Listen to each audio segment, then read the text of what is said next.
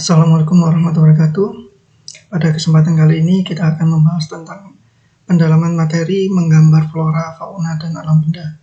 Nah, kemarin sudah ada beberapa yang bertanya dan saya rangkum menjadi 9 pertanyaan. Untuk yang pertama akan kita bahas yaitu apa itu karsa. Karsa sendiri memiliki arti niat atau bisa disebut dengan kekuatan yang memberikan manusia sebuah dorongan untuk melakukan sesuatu.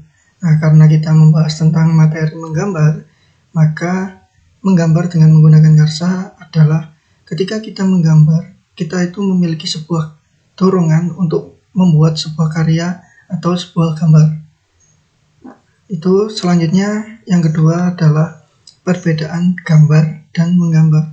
Aslinya simpel untuk perbedaan gambar dan menggambar ini, karena kalau menggambar itu hasil yang kita dapatkan ketika kita membuat sebuah gambar. Sedangkan untuk menggambar itu adalah apa yang kita lakukan ketika membuat sebuah gambar. Jadi singkatnya kalau gambar adalah hasil, sedangkan menggambar adalah apa yang kita lakukan. Selanjutnya, apa itu menggambar flora, fauna, dan alam benda? Nah, untuk apa yang dimaksud menggambar flora, fauna, dan alam benda, itu jika menggambar flora adalah menggambar dengan contoh atau hasil gambar yang berkaitan dengan tumbuhan. Bisa semisal cabang pohon, bisa bunga, bisa dedaunan, itu termasuk menggambar flora. Sedangkan untuk menggambar fauna, yaitu menggambar dengan contoh atau hasil yang berkaitan dengan hewan. Contoh kepala singa, atau kita menggambar hewan secara keseluruhan atau sebagian, itu juga termasuk menggambar fauna. Sedangkan yang terakhir yaitu menggambar alam benda. Nah, untuk menggambar alam benda itu adalah menggambar dengan contoh atau hasil yang berkaitan dengan keadaan alam atau sebuah benda. Contoh, ketika kita menggambar pemandangan, itu termasuk menggambar alam benda bagian alam. Kalau kita menggambar semisal kita menggambar mangkok ataupun gelas, itu juga termasuk alam benda tapi bagian benda. Oke, selanjutnya maksud dari menggambar secara mental. Untuk maksud dari menggambar secara mental, yaitu menggambar dengan pola pikir atau bisa disebut juga menggunakan pikiran kita. Jadi menggambar itu tidak hanya asal jadi. Nah, maksud utama dari menggambar secara mental itu ketika kita menggambar, kita itu jangan hanya asal jadi, tetapi kita akan memikirkan apa yang akan kita gambar, bagaimana cara kita menggambarnya, bagaimana cara kita mau memberikan warna, dan bagaimana hasil akhir nantinya. Bisa kelihatan bagus atau kurang bagus. Yang jelas ketika kita menggambar dengan secara mental ini, kita nggak boleh menggambar hanya asal jadi saja. Oke? Soalnya tujuan dari menggambar. Nah, untuk tujuan menggambar itu jika kita kaitkan dengan materi yang kita bahas saat ini, ada dua kemungkinan atau ada dua artian tujuan menggambar. Yang pertama, mengekspresikan diri kita, atau yang kedua adalah untuk memberikan sebuah informasi. Karena dari sebuah gambar juga dapat memberikan informasi. Contoh, ketika kita di jalan ada rambu-rambu yang terpasang di samping jalan. Ada rambu tentang semisal yang tulisan S terus dicoret, itu dapat memberikan informasi kalau dilarang berhenti. Contohnya seperti itu dan masih banyak lagi. Oke, selanjutnya maksud dari komposisi simetris dan asimetris. Nah, untuk maksudnya yang pertama, simetris adalah komposisi atau keadaan yang ada pada gambar terlihat seimbang, sedangkan asimetris itu kebalikannya, yaitu keadaan yang ada pada gambar kurang seimbang. Agar lebih mudah kalian pahami, ini ada beberapa gambar. Yang pertama, simetris. Ini lebih mudah untuk kalian pahami. Kalau simetris, sebelah kanan dan kiri itu sama atau seimbang. Sedangkan asimetris sebelah kiri dan kanannya ini berbeda. Bisa kalian lihat. Nah, contoh kedua, ini ada juga di buku. Untuk simetris di sini walaupun ada 3 benda, tapi satu benda ini itu kanan dan kirinya sama. Ini juga kanan dan kirinya sama, kanan dan kirinya sama. Sedangkan asimetris sebelah kanan dan sebelah kirinya berbeda. Oke, ini bisa kalian pahami. Selanjutnya, teknik menggambar secara detail. Untuk teknik menggambar ini ada 7 teknik menggambar. Yang pertama, teknik menggambar pointillis. Untuk teknik menggambar pointillis yaitu ketika kita memberikan warna, kita melakukannya dengan membuat titik-titik. Contoh ini terbuat dari titik walaupun ini hitam putih ya. Tapi warna hitam ini untuk mewarnai dan titik-titik yang digunakan adalah titik-titik, bukan coretan. Selanjutnya yang arsir.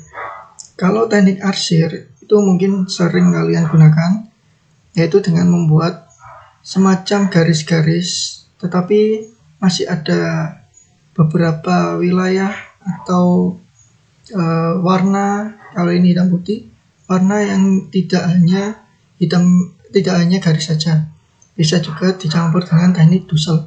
Nanti kita bahas. Selanjutnya teknik blok atau siluet. Kalau teknik blok atau siluet ini tidak ada semacam warna, biasanya walaupun ada warna beberapa, tetapi perpaduannya hanya 2 warna. Contoh kalau ini hitam dan putih. Bisa juga kalau warna lain, misal ini warna merah, ini warna biru, ini warna putih, tapi tidak terlihat bentuk dari gambar secara detail. Gambarnya hanya sama seperti ketika kita foto dan membelakangi matahari.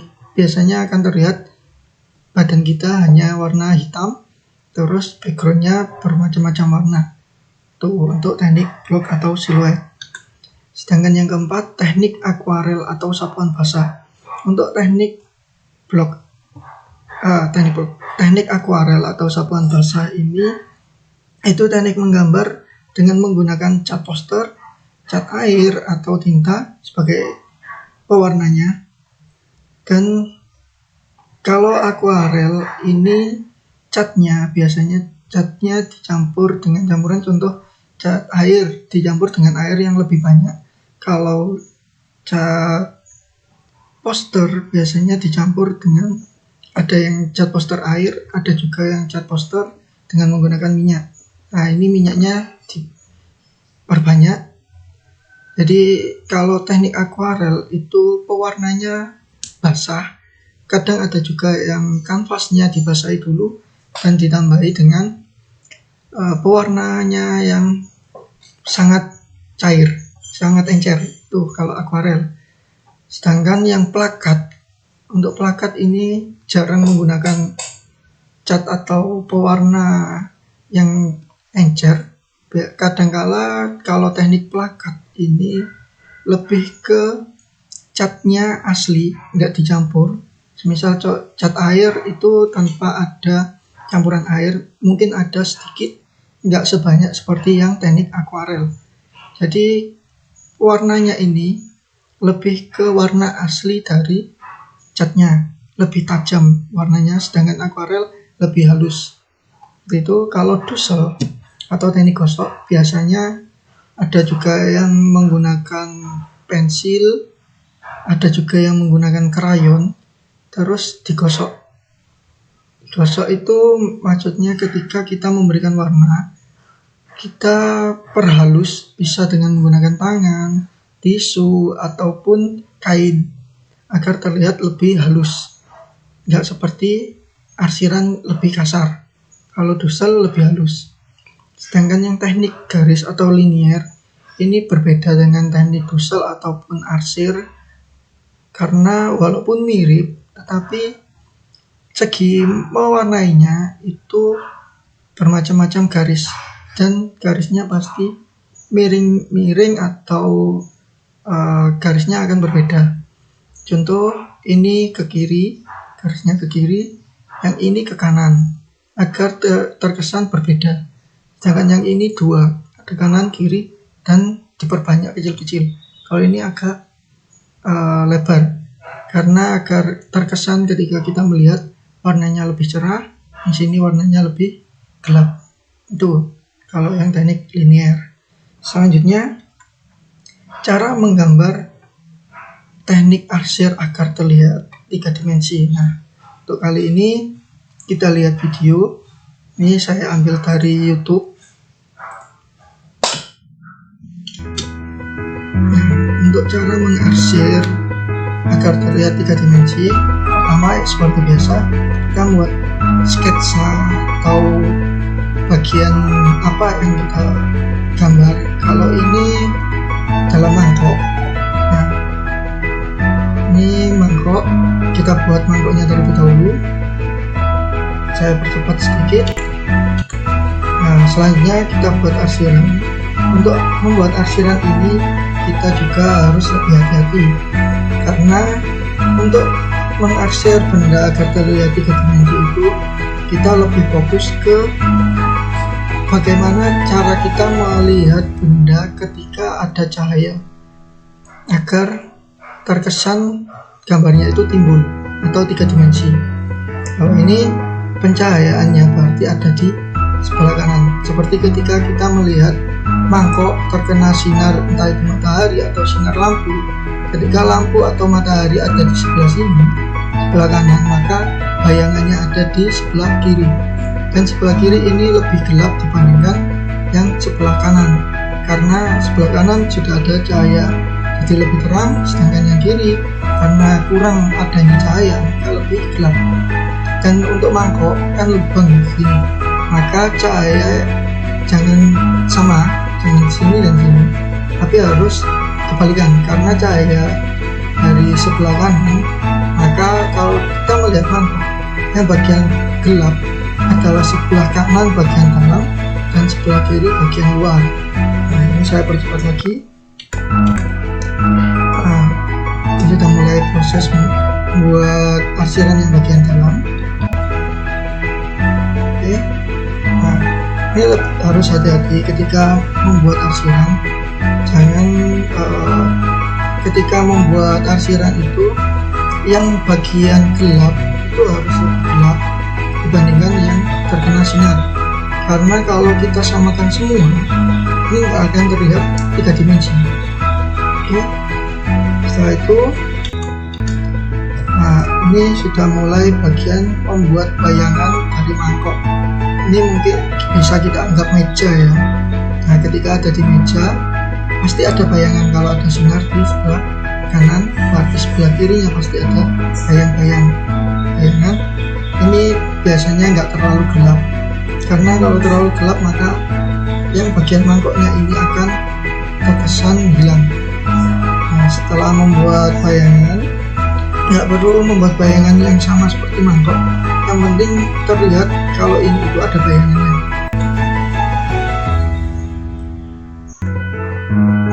Nah, ini sudah sudah mulai finishing. Nah, untuk finishing sendiri ini kan karena hanya 2 warna, hitam putih, dan hanya menggunakan pensil, maka bagian samping dari mangkok ini diperjelas agar terlihat berbeda dengan keadaan bayangannya. Oke, saya coba lagi. Nah, ini sudah terlihat hasilnya, dan ini menurut saya sudah jadi karena sudah mulai terlihat 3 dimensi.